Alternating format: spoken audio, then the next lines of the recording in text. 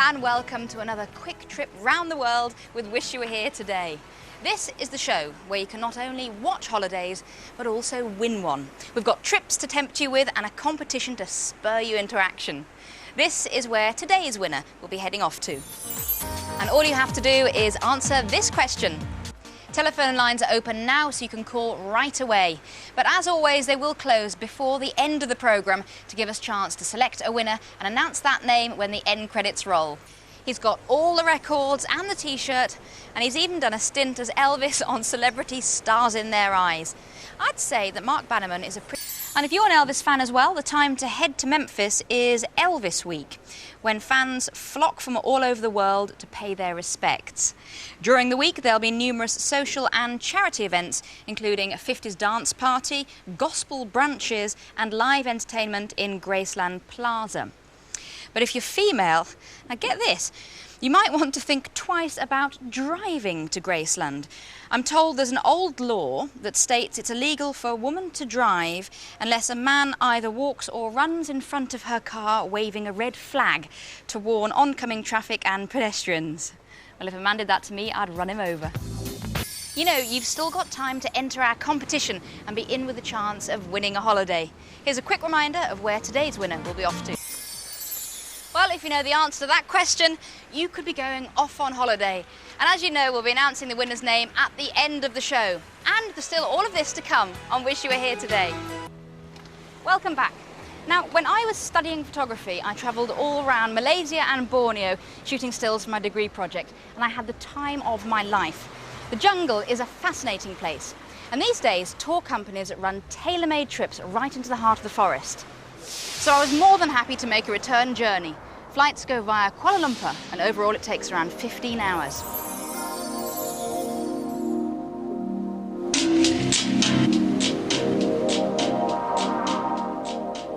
And this is where most tourists get their first taste of Borneo, in Sabah's capital, Kota Kinabalu, known as KK for short.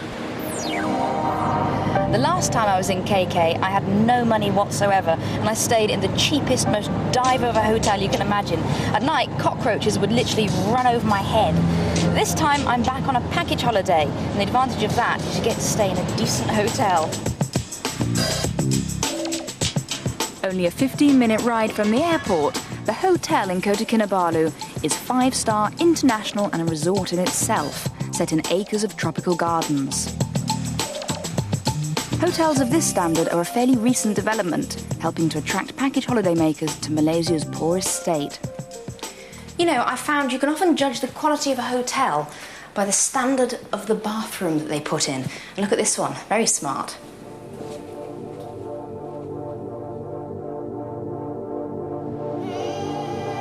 The hotel overlooks the South China Sea. And it's just a short walk into town, with high-rise and shanties side by side.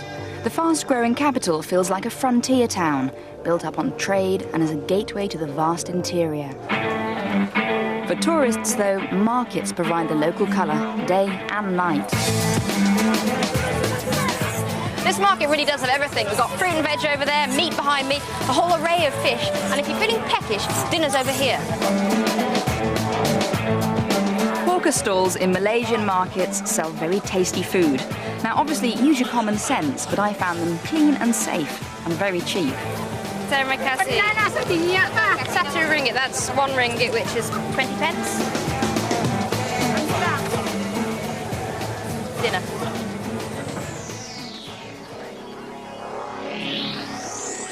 Early next morning, it's time to head inland for the real purpose of my journey, to experience the jungle and its wildlife. And immediately we are at the mercy of the elements. Well, this is a rainforest. It's 3 hours to the Kinabatangan River along dirt roads that have been built to open up the jungle. Just about as far as the eye can see, there are miles upon miles upon miles of palm oil plantations. And that's actually quite depressing because all of this used to be rainforest, gone forever. And that's devastating the fragile balance of the ecology. But for the moment, the Kinabatangan River still claims a diverse wildlife.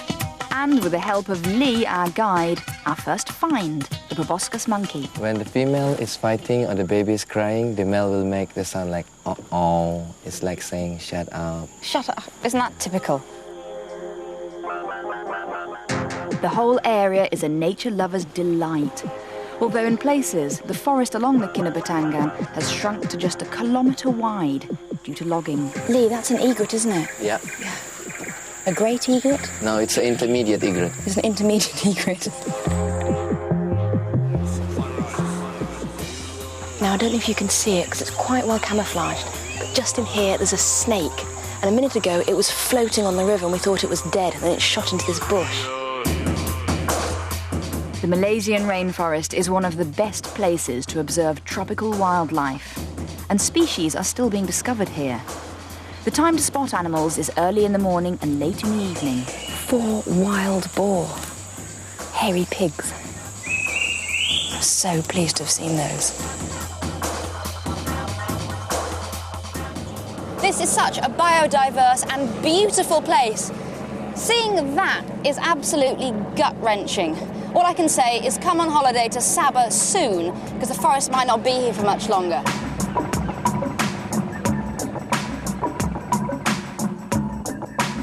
That night, I stay right on the riverbank at Sukau, in a hotel that's built along traditional lines, with rooms on stilts. It's not 5-star this time, but after a long, tiring day, a comfortable bed is all you need. I actually slept very well in this room, though it does get very hot first thing in the morning. You've only got that fan to keep you cool. And when you go to sleep at night, you literally have to baste yourself in mosquito repellent. But it's been worth it to see all the wildlife. And today, hopefully, I'm going to see some orangutans.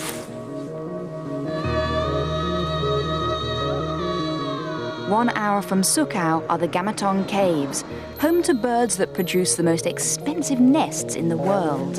In the cave, we must be very careful not to offend the gods.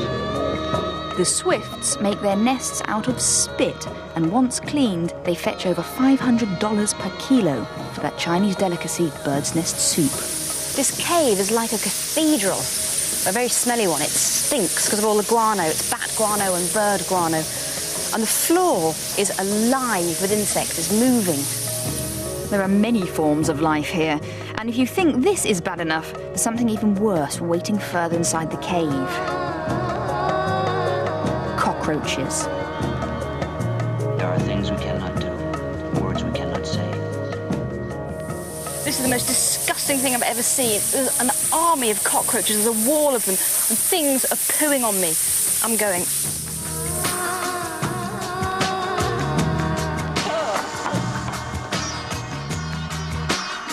Next, a more wholesome attraction, Sepilok Orangutan Rehabilitation Centre. Orangutan literally means people of the forest, and this is one place you can get to see them close up in their natural environment.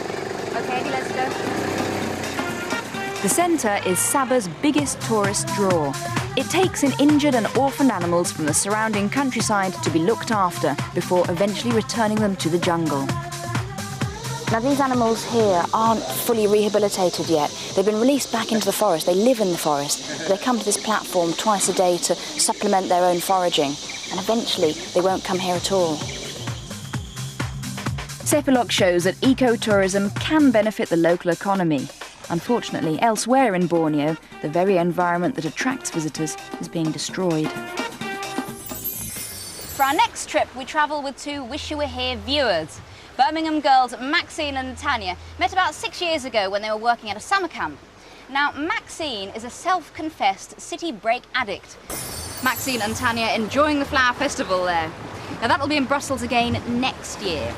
Now, here's an interesting piece of trivia for you. Brussels is the city with the highest number of fountains in the world. One of them, the Mannequin Peas, has a bronze statue of a naked boy peeing in the fountain. Now, there are lots of legends about the origins of this statue. My favourite one is that it's in recognition of a little boy who prevented a massive bomb from exploding in the city by weeing on the fuse. Well, that's all for me today. Listen out for our competition winner. We'll be announcing that in just a few seconds' time. I'll be back again tomorrow with some more fantastic holiday ideas, and we'll be giving away another great trip. See you then.